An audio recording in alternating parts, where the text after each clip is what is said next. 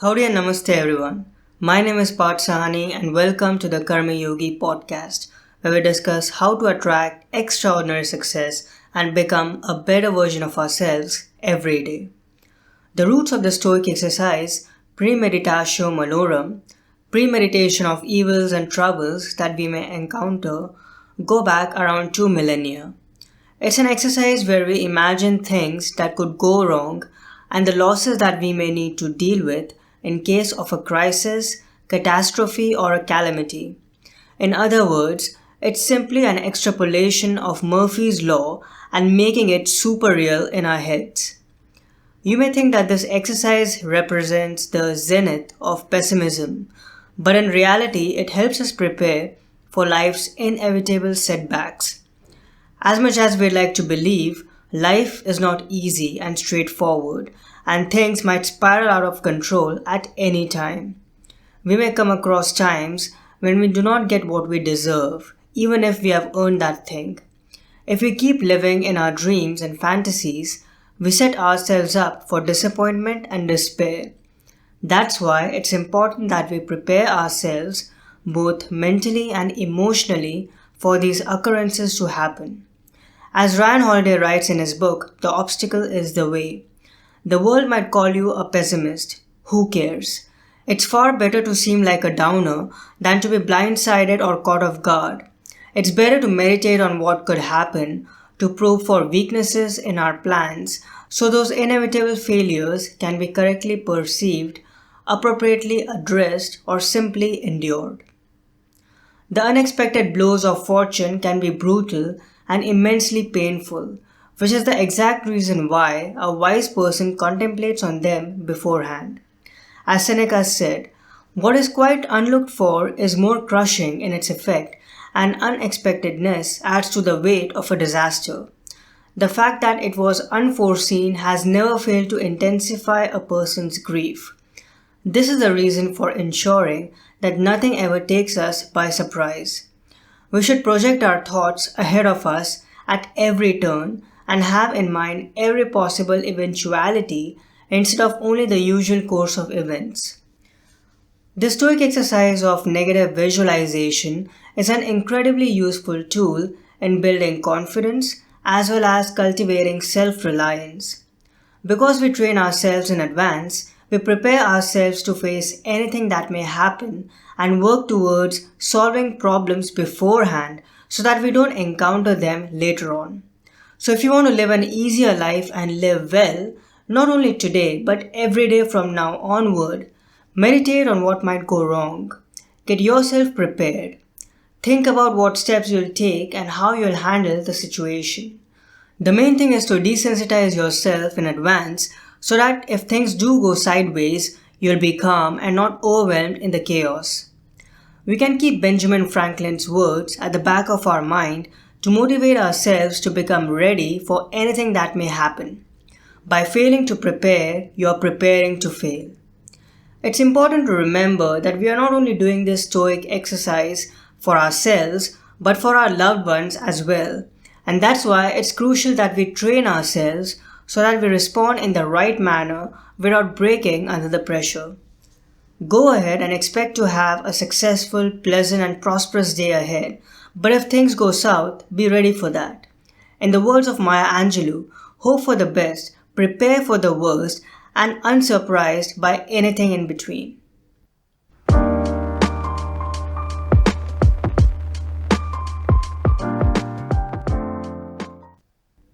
Now it's time for the Gratitude Attitude segment, where I talk about things that I feel grateful for, things that add immense value to my life.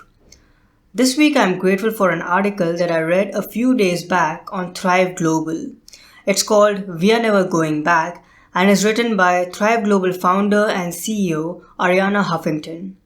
At its core, it highlights the importance of ancient wisdom and how we can use it to build a better future for ourselves. Here's an excerpt from the article that I'd like to read for you. 2/3 of Americans say they have felt anxious, depressed, lonely, or helpless in the last week, and more than half say coronavirus-related stress is negatively affecting their sleep, the foods they eat, their alcohol use, or their chronic conditions. And even losses that may seem trivial on the surface compared to matters of life and death, weddings, graduations, travel, and vacations, mean, as Kim Hart writes in Axios, huge parts of our lives will stay shuttered well through August and possibly beyond. But this crucible is also a time to reimagine a world better than the one we are leaving behind. As Kim Stanley Robinson writes in The New Yorker, the virus is rewriting our imaginations. What felt impossible has become thinkable. And what can help us imagine and build the future is looking to the past and drawing on its wisdom. From the Stoics to the Bhagavad Gita to Lao Tzu and the Zen traditions of Japan, we are powerfully reminded of what modern culture has forgotten. We all have within us a centered place of wisdom, harmony, and strength. And since life is shaped from the inside out, if we lose our connection with it, in small ways and large, our life unravels. The Roman Emperor Marcus Aurelius, one of Stoicism's most famous practitioners, lived through a plague during the last 14 years of his life. But as he wrote in his book Meditations, we can always return to that quote-unquote inner citadel of peace and imperturbability, from which he could much more effectively fight all the challenges he had to face, including the plague, invasions, and betrayals. The Bhagavad Gita is another source of wisdom in this crucible time.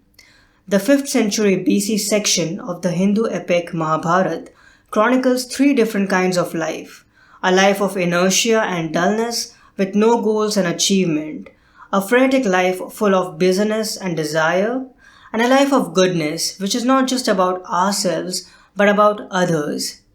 It's that second life that much of our modern lives seem to be based on, but the pandemic has shown us the emptiness of this approach to living. To thrive, we need to combine it with a third kind of life. Similarly, in China, the Taoist tradition of yin-yang sums up exactly what we have lost in modern life. Yang is going out into the world, achieving, conquering. Yin is coming back to ourselves to refuel. As Lao Tzu put it, 30 spokes share the wheel's hub. It is a center hole that makes it useful. We have lost touch with the center. We have crowded our lives so much that we have lost what the Japanese call ma, loosely translated as the essential space or interval or gap between things, and the importance of creating and fully experiencing such spaces full of possibilities. These traditions can help us make the changes we have been talking about needing to make for a while now. Long before the pandemic, there was no shortage of science-backed advice on the need to change the way we work and live so that we can live healthier lives with more happiness and meaning. Now the crisis has made brutally clear the consequences of ignoring this and has underlined the urgency of building a future where our physical health and mental resilience are at the forefront. We are still in the crucible. Building the habits we need to carry us into a better world is not easy, but this is a historic opportunity for alchemy and one we can't afford to miss. I'll add a link to this article in the show notes. Definitely check it out.